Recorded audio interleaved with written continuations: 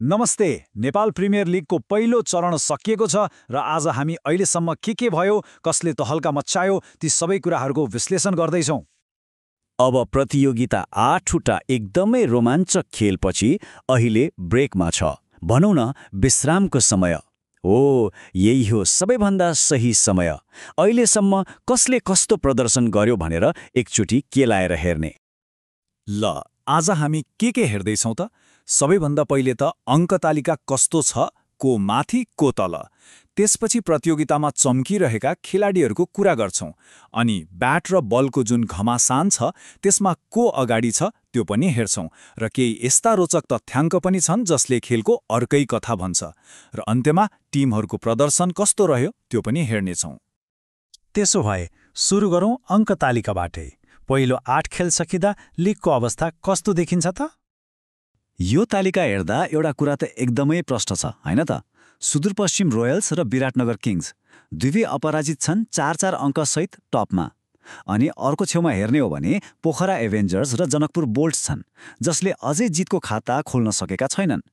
अनि बीचमा रहेका टिमहरूको प्रदर्शन मिश्रित छ, जसले यो प्रतियोगिता कति टक्करको छ भन्ने कुरा देखाउँछ। अब टिमको कुरा त भयो, तर टिमलाई जिताउने त खेलाडीले हो। अब हेरौँ न अहिलेसम्म प्रतियोगितामा कुन खेलाडीहरूले ब्याट, बल र फिल्डिङ तीनवटै पक्षमा आफ्नो छुट्टै छाप छोडेका छन्। यी 3 खेलाडीहरूलाई हेर्नुहोस्।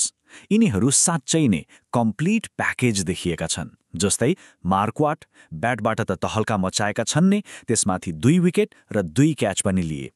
अनि हाम्रा कुशल भुर्तेल 112 रन, 1 विकेट र 2 क्याच। क्या गजबको प्रदर्शन। त्यस्तै हरमित सिंहले पनि 57 रन बनाउनुका साथै 4वटा महत्त्वपूर्ण विकेट लिएर आफ्नो अलराउन्ड क्षमताको गजबको प्रमाण दिएका छन्। अलराउन्डरको कुरा गर्दा ब्याटिङको कुरा आइहाल्छ। ल, अब ब्याटिङतर्फ लागौँ। खासमा अहिलेसम्मको प्रतियोगितामा रन कसले बनाइरहेको छ भनेर हेर्दा एउटा एकदमै रोचक ट्रेन्ड देखिएको छ। र त्यो ट्रेन्ड हो विदेशी खेलाडीहरूको दबदबा। टप 10 रन बनाउने खेलाडीहरूको सूचीमा 7 जना त विदेशी खेलाडी नै छन्। यसले के देखाउँछ भने उनीहरूले रन बनाउने एउटा छुट्टै मापदण्ड नै खडा गरिदिएका छन्। यो टप 5 को सूची हेरौँ न। स्कटल्यान्डका मार्क वाट 130 रनसहित टपमा। उनकै पछि छन् इङ्ल्यान्डका अनुभवी रवि बोपारा 118 रन।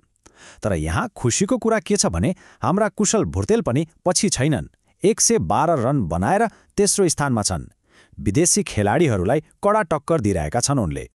114 यो हो मार्क वाटको अहिलेसम्मको सबैभन्दा ठूलो व्यक्तिगत स्कोर, जुन उनले लुम्बिनी लायन्स विरुद्ध बनाएका थिए। यही स्कोरले नै उनको प्रभुत्व कस्तो छ भन्ने देखाउँछ। ब्याटिङमा त विदेशी खेलाडीहरूको राज चल्यो, तर कथा त्यति बेला पुरै बदलिन्छ जब हामी बल हातमा लिएर को चम्किरहेको छ भनेर हेर्छौँ। त्यहाँ चित्र अलि फरक छ। यो नै हो सायद यो प्रतियोगिताको सबैभन्दा ठूलो लडाईँ।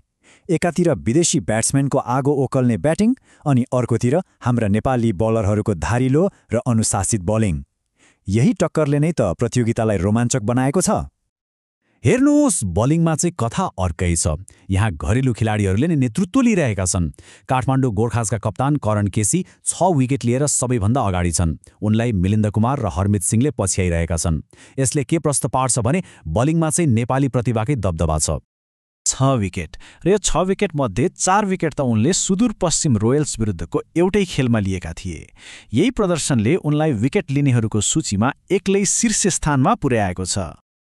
अब अङ्क तालिका र टप स्कोररको कुरा त भयो, तर कहिलेकाहीँ केही साना तथ्याङ्कले पनि खेलको ठूलो कथा भनिरहेको हुन्छ। ल, अलि गहिराईमा गएर हेरौँ न। 230.42 यो आँकडा हो चितवनका सैफ ज्यापको स्ट्राइक रेट। यो भनेको के हो भने उनले खेलेका हरेक 100 बलमा लगभग 230 रन बनाएका छन्। टी20मा यो अविश्वसनीय हो। यसले उनलाई लिगकै सबैभन्दा विस्फोटक ब्याट्सम्यान बनाएको छ। अनि बलिङमा हेर्नुहोस् त, साहब आलम 4.72 यो उनको इकोनोमी रेट हो। मतलब उनले प्रति ओभर 5 रन भन्न पनि कम दिएका छन्। टी20 क्रिकेटमा यस्तो बलिङ गर्नु भनेको ब्याट्सम्यानहरूलाई पुरै बाँधेर राख्नु जस्तै हो। अनि ब्याटिङ र बलिङको मात्रै कुरा किन गर्ने, फिल्डिङ पनि त महत्त्वपूर्ण छ। अहिलेसम्म प्रतियोगितामा कुल 59वटा क्याच भएका छन्। यसले मैदानमा खेलाडीहरू कति चनाखो छन् भन्ने देखाउँछ। ल अब खेलाडीहरूको व्यक्तिगत प्रदर्शनबाट अलि बाहिर निस्केर समग्रमा टिमको प्रदर्शन कस्तो रह्यो त्यो हेरौँ। कुन टिमले रनको पहाड बनायो र कुन टिम सस्तैमा समेटियो? यो चार्टले दुईवटा बिल्कुलै फरक कथा भन्छ। एकातिर विराटनगर किङ्स, जसले 220 रनको विशाल स्कोर बनायो, यो अहिलेसम्मकै उच्च टिम स्कोर हो। अनि अर्कोतिर काठमाडौँ गोर्खाज, जो 118 रनमा अल आउट भयो, जुन अहिलेसम्मकै सबैभन्दा कम स्कोर हो। यसले टिमहरूको ब्याटिङ क्षमतामा कति ठूलो अन्तर छ भन्ने कुरा छर्लङ्ग पार्छ। त्यसो भए अब प्रतियोगिता दोस्रो चरणमा प्रवेश गर्दा सबैभन्दा ठूलो प्रश्न यही नै हो।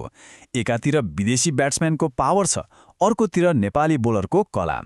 अब हेर्नु यो छ कि कुन टिमले यी दुई शक्तिबीच सबैभन्दा राम्रो सन्तुलन मिलाएर अगाडि बढ्छ र अन्तमा एनपिएलको ट्रफी उचाल्छ।